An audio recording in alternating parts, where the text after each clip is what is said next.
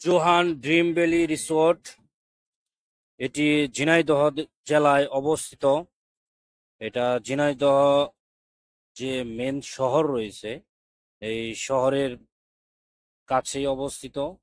এটা ঝিনাইদহ শহর থেকে হয়তোবা 6 থেকে 7 কিলোমিটার দূরত্ব হবে। তো এটা সম্পূর্ণটা আমি ঘুরতে পারি নাই সময়ের অভাবে, আর প্রচন্ড রোদ ছিল, গরম ছিল, এটাও একটা বিষয় ছিল।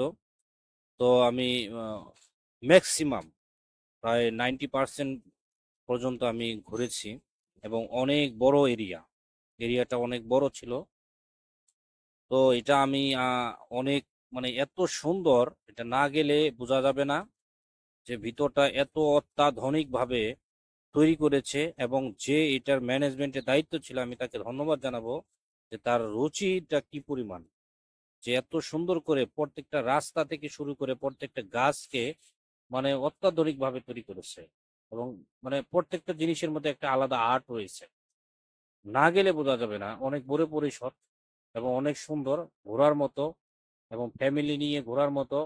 এবং এখানে যারা পিকনিকে যায়, পিকনিকের জন্য অসংখ্য ছোট বড় স্টেজ করে রাখছে এবং ফাঁকা জায়গা করে রাখছে, যারা পিকনিকে যাওয়ার পর তারা ওখানে তাদের কার্যক্রম পরিচালনা করতে পারে।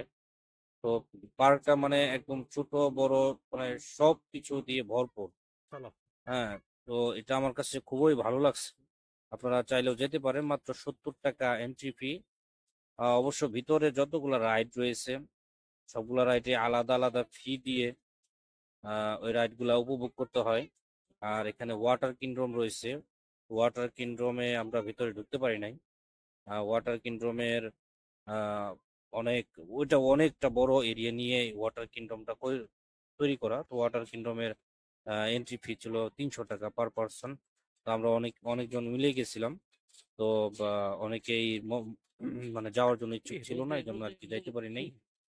তো যাই হোক, আপনারা যদি ঝিনাইদহ জেলায় যান এবং ঝিনাইদহ শহরে যান, ঝিনাইদহ শহরের কাছাকাছি অবস্থিত, আপনারা চাইলে ঘুরে যেতে পারেন। খুবই সুন্দর এবং ভালো লাগার মতো, সময় কাটানোর মতো পরিবেশ, ফাঁকা খোলামেলা গ্রামীণ পরিবেশ। এটার বাহিরে আশেপাশে সব জায়গায় গ্রামীণ পরিবেশ, ভিতরে গেলেই বোঝা যাবে। ধন্যবাদ সকলকে, সবাই যাবেন ইনশাআল্লাহ।